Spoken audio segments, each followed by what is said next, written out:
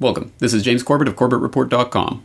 And I'm James Evan Pilato of MediaMonarchy.com, and we both welcome you back to The New World Next Week, which, of course, you can find everything you need at newworldnextweek.com. James, so very much going on in the world, it's essentially impossible to stay on top of it all. So what we've decided to do for our first story on this 153rd episode is to just roll all of the amazing scandals going on in the District of Criminals, just put them all together, and I'll use essentially just the facts that we can grab that we know from Wikipedia, and I'll use an article from Daily Caller that I think asks an interesting question of what we might be looking at. How the IRS, Benghazi, and Associated Press scandals might all converge. So just to kind of give this story, last Friday, as of course is always the way that they'll try and dump things on a weekend, hoping no one will notice. Last Friday, ABC News reported the Benghazi talking points underwent 12 revisions in an apparent attempt to downplay the terrorism angle.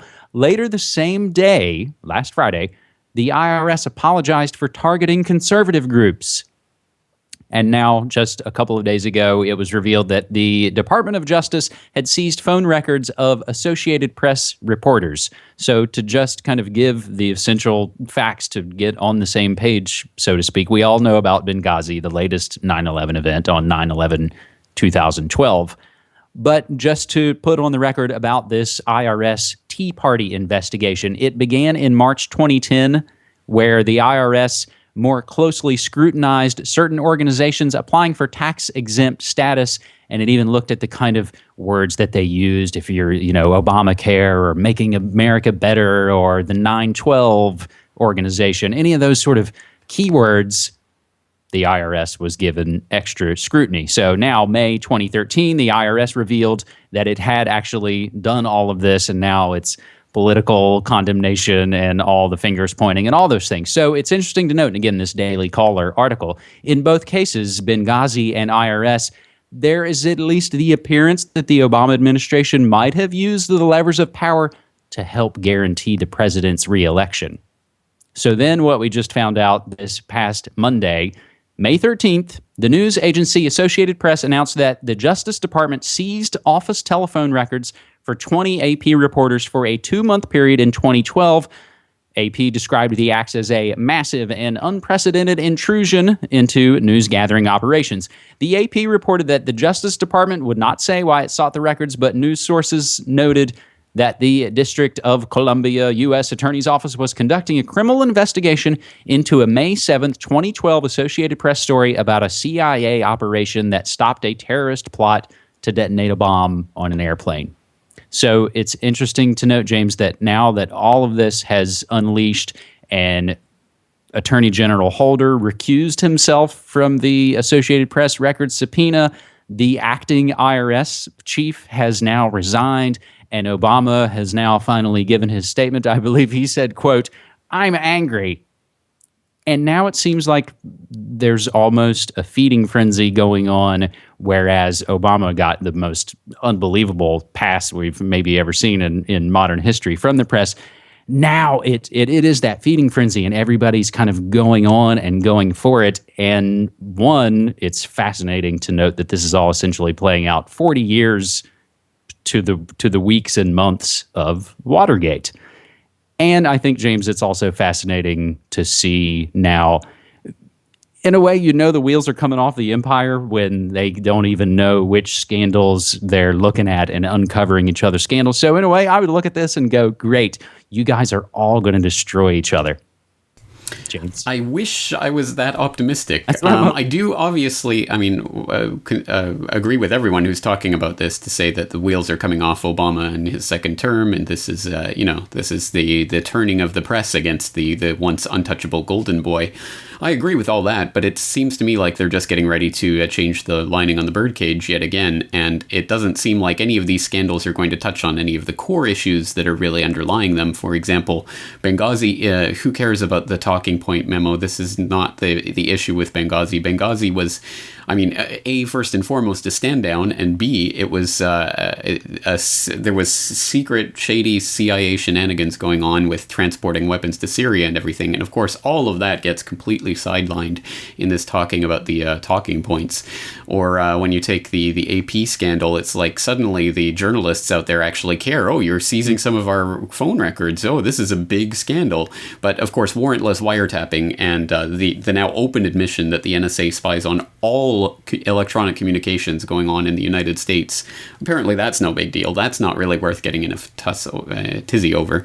So I think this is, again, these types of scandals that are really just going to have that kind of political left-right effect. Oh, now we can throw out the left puppet and position ourselves for a 2016 right puppet, or even sooner if impeachment comes. Who knows what can happen in the next few years.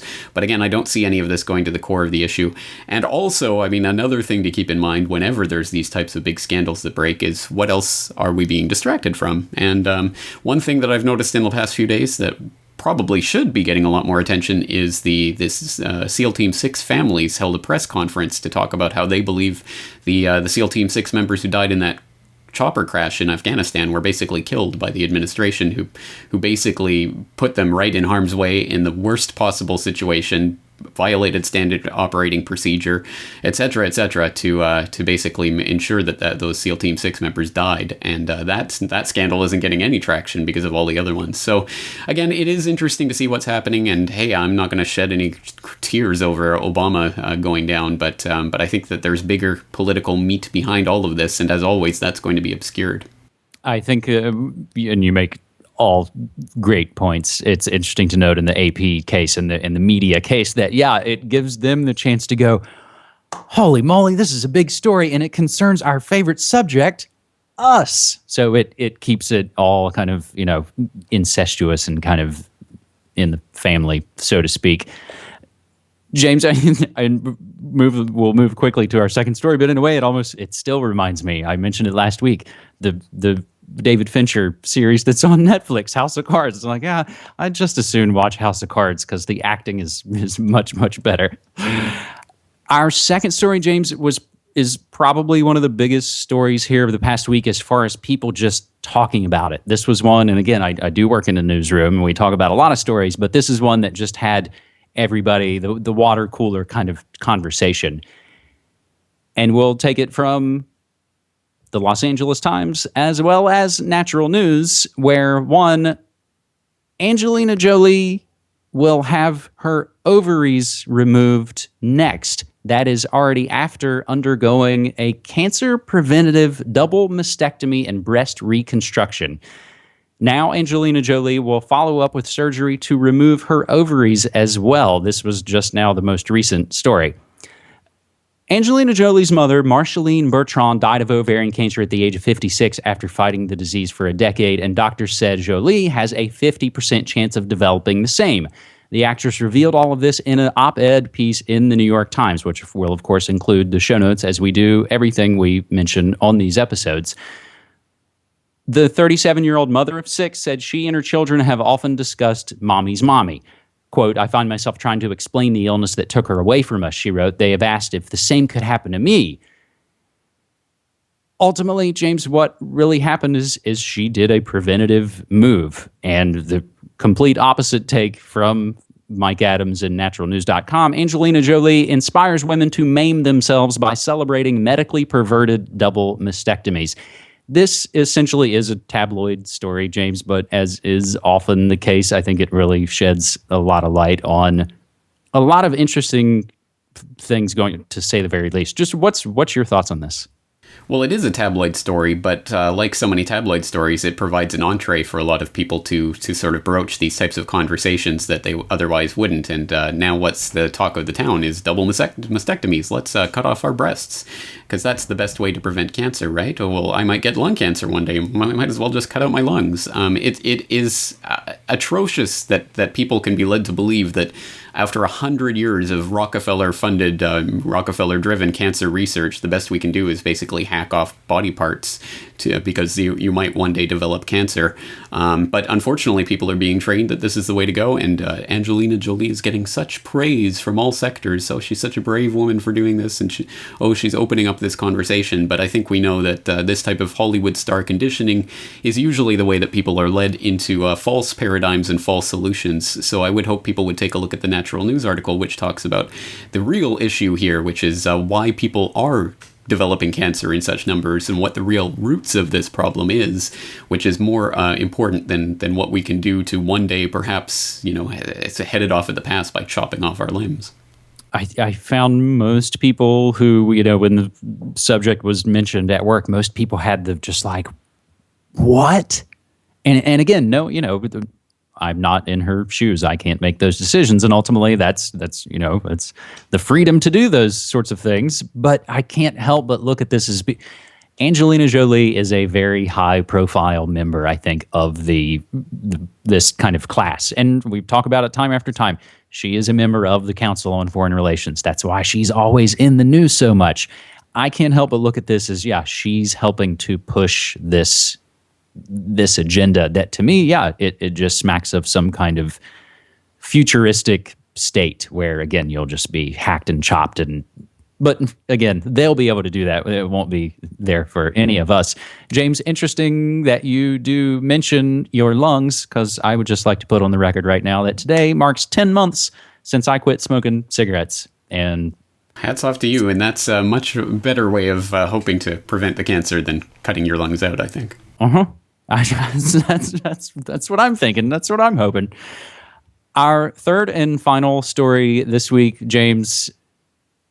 Bill Gates, Bloomberg, and the world's richest all meeting on a gated South Carolina island.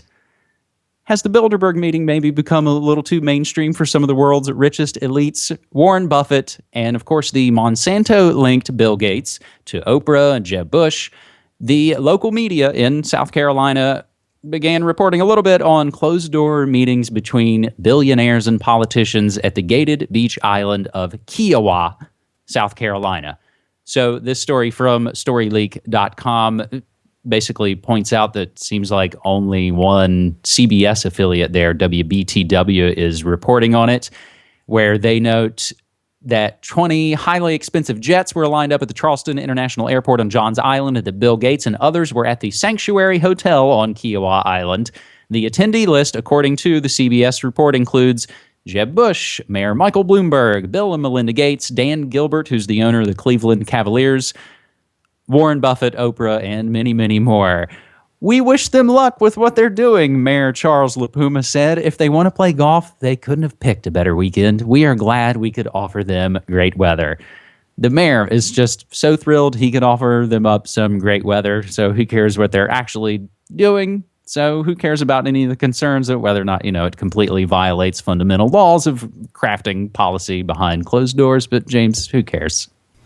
No big deal. No, this is shades of the Good Club. I'm sure everyone might recall back May 5th, 2009, when at the president's house at Rockefeller University, Buffett, Gates, Rockefeller, Turner, Winfrey, and others met a combined net worth of $125 billion. Conservatively, met behind closed doors to talk about population reduction. And that came out little by little in a few stories here and there in the international press.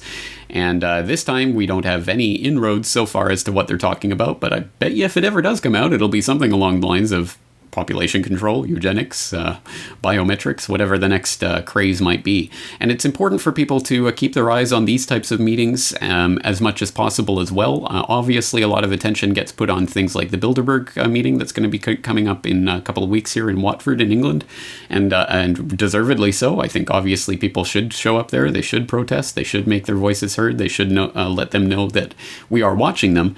But equally so in this connected age, I mean, we would be ridiculously naive to think that Bilderberg was just this one-off thing that happens once a year and that's the only meeting that takes place. Obviously, these people are meeting all over the world at all times and not necessarily face-to-face. This is an electronic age. So all sorts of backroom dealings go on that we can only begin to even get a sense and a tingling of what's going on with our spidey sense. So it is important for us to try to keep our eye on this and to remember that even things like the Bilderberg Group, although they do have their once annual big meeting, they also have a lot of off-the-record, unofficial functions, like the Bilderberg dinner, at which the dear leader of the Fourth Reich, Herman von Rompuy of the European Union, was selected for his position. I believe that was back in December of 2009 or something, a few years ago now anyway. So there's a lot of events that take place, and we should be trying to dig up as much dirt on this as we can as well, because again, all these sorts of backroom dealings are taking place all throughout the year, and we shouldn't just concentrate on the one-off Bilderberg event. I mean, there's a lot more that goes on behind closed doors. I hadn't really thought of it until you kind of were talking there, James. We should also mention, because I don't think either of us have mentioned it, of course, a hat tip and rest in peace to Jim Tucker, one of the longtime investigative journalists who let us actually pretty much know about Bilderberg. He's one of the main key guys in getting that story out. James, maybe instead of population control, maybe they're just crafting up the 2016 run where it's just going to be, Jeb and George P. Bush run against Hillary, because it's all the circle of life. And in a way, the inclusion of Jeb Bush in that list should make us all very nervous for 2016. So in a way, that kind of circles all the way around from Washington Scandalgate and Angelina and CFR, Eugenics, and all of those things. James, one last thing I'll mention before we quickly wrap up here. Of course, we have mentioned Monsanto. I was really happy to see you just published an interview with someone on the march against Monsanto, which is coming up, of course, worldwide, May 25th. And James, the next time you and I talk right here on the New World Next Week, we will have the results of the much anticipated fluoride vote here in Portland. So right here next week, we'll give it to you one way or the other, James. And I hope people in Portland will be doing what they can in the meantime to influence the outcome of that vote. But at any rate, we'll be here to cover it. So once again, thank you for your time, James. Thanks so much. Take care.